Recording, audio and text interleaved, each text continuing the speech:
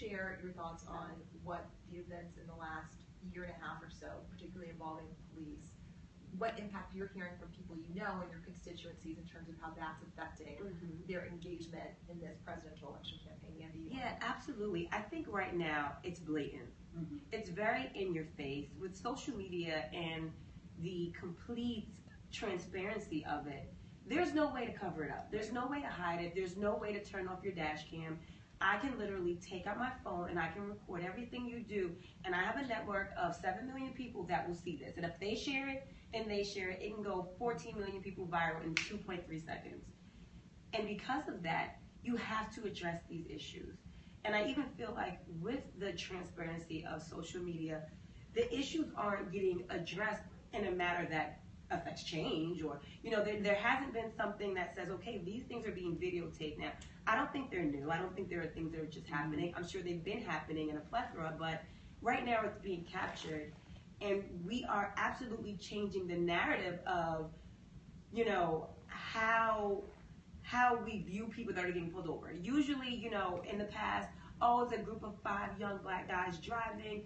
They have to be up to something. Let's pull them over and just search and see what they have in the car. But now we're finding that narrative is changing, and it's like they had nothing. They had books in the car. They were coming back from Morehouse. They were coming back from Howard, because there's so many cases that these things are happening, and I feel like now you're just exposed. You're exposed. So this presidential election, my question to a lot of the candidates are, what are you going to do now that you see blatantly what is happening? How are you going to change the narrative? What laws are you going to stand behind? What are you going to say to put a stop to this, to put an end to it?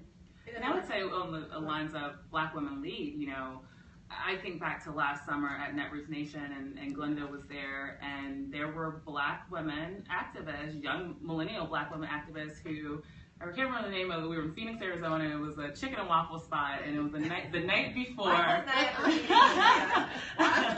So Black. I felt so good.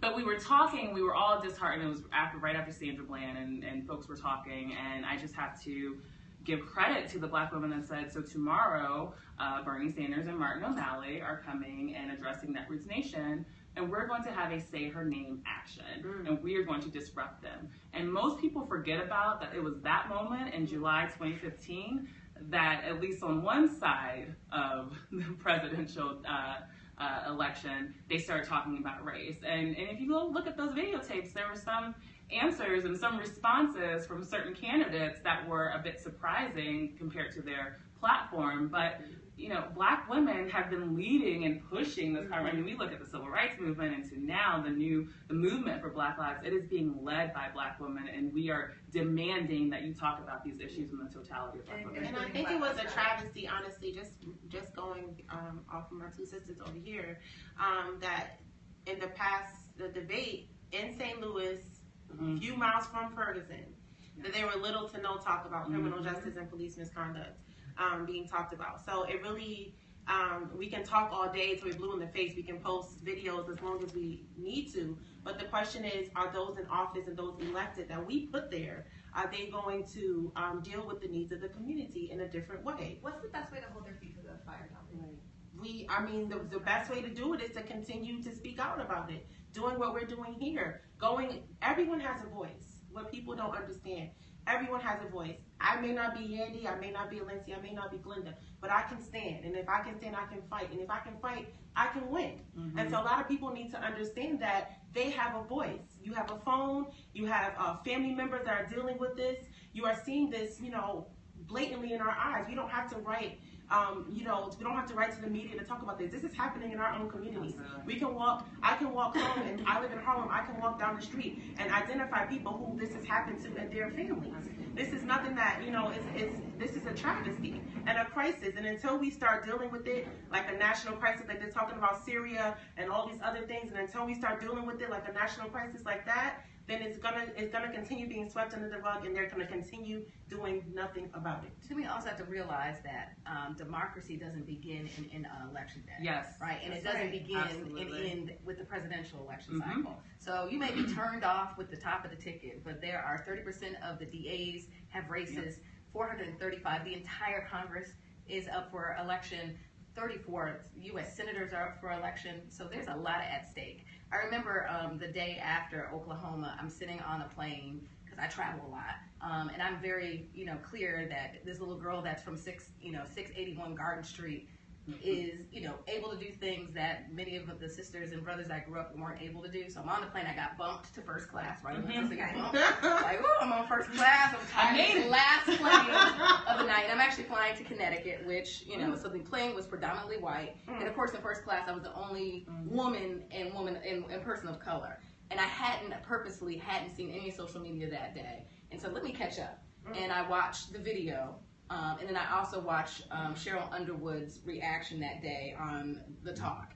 And I sat there and cried. I know these white men were like, what is she doing? Right? And I understand. She's so happy she's in first class. She's in tears. Like, we done lit her in first class. But it was the irony of being in first class with all these white men, and for me to be like sad and angry. And I know that's how many of our folk feel. Yeah. Right. It's our dual existence of privilege meets the reality of being a woman of color. And it's the reason why we started and launched #BlackWomenVote. It's a 30-day guide for us to raise our voices and show out, right? And so we launched it on October 6th. And October 6th would have been Fannie Lou Hamer's 99th birthday, right? And my thing, what I loved about her was she literally was an everyday woman that decided she was going to step off the sidelines. And initially was, I'm just going to register to vote. Right. And was so inspired by a speech sitting in the back of a church that she risked her literally lost her job as a sharecropper, and went across the South to register her fellow brothers and sisters. And one of the things that she said is, I'm sick and tired of being sick and tired. When y'all are sitting at home and we're sitting on this couch, if you're sick and tired of being sick and tired, then we have to activate in this network, in this election. And I would encourage you to visit our campaign at blackwomenvote.com and to get activated, because it's not just about, what I love about Black women, we don't go to the polls alone. When you fire up a Black woman, she brings her house, her block, her church, her sorority, and her water cooler. Our kids too. Cornell Belcher, who was the leading pollster for the Democratic National Committee in the previous election cycle, actually said to me, verbatim quote was, the Democratic Party would be in a lot of trouble if it were not for church-going Black women. Absolutely. That's just a fact, because they take their whole pew with them. Oh yeah. Well, that's why states are trying to get away from polls. Right. They're shipping away Sunday voting. Yes, souls to the polls, which was mobilizing on Sunday to go and early vote in certain states, and there are certain individuals who are trying to get rid of that and send that back. But I want, first of all, so yes, go to Black Women Vote, go to Higher Heights, but also it's really important, if you have not heard of her, and there's no shame, but we're here to also educate, is Google Fannie Lou Hamer. Yes. Because I consider her, she's sort of one of the unsung heroines and sheroes of the civil rights movement, who may not have the name recognition of Martin Luther King Jr., but her impact was just as significant. Absolutely. And so we want to make sure to pay homage and tribute to her as we sit here celebrating the role of Black women in American politics. It's essential to do so. But one of the things I want to follow up on what you just said, Glenda, and I think this is so important, is when you said it's not just about election day, it's also not just about the presidential election. Right. One of the things that I remind people is that Stand Your Ground became a law in part because so many of us do not vote in non-presidential elections. Absolutely. We think the city council or state senator or assembly election is not a big deal, and often the laws that impact us the most start at the local and state level. What can we do to get more women of color and people of color engaged at the local and state level? I mean, it's important that you are engaged in understanding when your elections are, what each legislative body is responsible for. And I know we're busy. It's one of the reasons, again, in the campaign we had the Make Your Vote plan. Because if you aren't organized, I know I'm raggedy, then you realize, like literally in 2014, I was organizing with L. Joy Williams, and we were at state, and I'm like, oh my God, I didn't do my absentee ballot. Right. And I literally flew. Like, I was like, okay, can someone go down and mail it? I moved and just got my, indigency address. And I was like, what would have happened if I had just not noticed? And like, wait a minute. Going to election day. So it's important, and you did mention, Kelly, about, all of the voter ID laws. This is the first election after the rollback of the Voter Rights Act. Right, and a lot of these things was because we weren't paying attention to opposition making moves and creating it honestly. So we roll back many of our state rights. And if you don't care about this election cycle, care about a couple of things. Do you want someone else to decide who's going to be on the Supreme Court? Yes. Right. Let's Are talk you about going to that. just let someone else decide? Because when you don't vote, that is an action. So, just you being absent, do you want that person to sit and to decide how much money you should be making, or where money and funding should go towards research? So local elections are very important, and it's also a place where you can step off the sidelines and decide to run for office. Absolutely. If you live in a city and a state where you have school boards, Right. so there's a lot of national and statewide legislation that are implemented about education, but having that voice on a local school board is really how resources are going to be spent in the discussion about human resources. And also on a lot of major issues again that affect us, school to prison pipeline. I started in the classroom and setting the rules and parameters for educators. And even, a conversation that I know, because we really do want this conversation to be nonpartisan and focused on issues and not people, which is going back to something like charter schools, which is gaining a lot of traction. I've been writing about the polling showing that, particularly in states like New Jersey, parents of color really support charter schools and having more options in terms of education at the local level. Can you talk about what you're seeing, any of you, in terms of your constituencies on education and where concerns about that are falling in this as priorities this election cycle?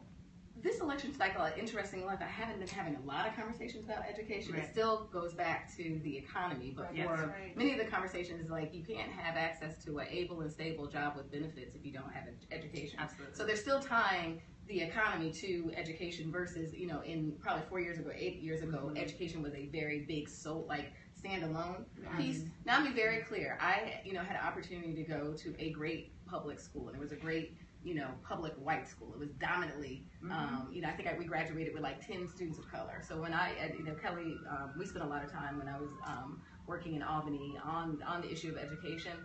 Public schools work. Right. So the notion is there's not a mass exodus of white people leaving public schools. Public schools just don't work for poor folk, right? So, and that's a political problem. And a political problem is if the squeaky wheel absolutely gets the oil in this country, and it's a lot of great groups doing work, but the notion that we need to flee from public schools is to me a non-starter, because I started languages in 4th grade. I had language. But again, we're keeping the conversation nonpartisan, and I also went to a great public school, but I also hear the complaints from parents that I think are valid who don't have access, like you said, to the public schools we have access to. And so I think in the long term, politically, how do we get them the same options that you and I had? Well, that's what I'm saying. But in the short term, I can't judge a parent who says, I want to hear options from everybody. I don't care what party they are about getting my kid to the best school next year, Kelly. I don't want to have a conversation about how we fix Albany 10 years from now so that everybody has the best school. I want to hear about how we get them to the school next year. And so I'm just wondering, because I've been hearing, I know that some of the civil rights organizations have made supporting public schools and public schools only a priority, but I have to say that's actually in conflict with what the data is showing. The majority of women of color parents want, not just in New Jersey, but also in southern states, the majority want the options of charter schools as an option, even if they don't end up sending their schools there. So I'm just wondering what you all are hearing from those parents who are answering those polls that way, and saying we want those options, even if the people we traditionally vote for are not pushing those options at the presidential level. I mean, we want the options, but we also want the opportunity to send our children to our zone schools and not have to worry about them.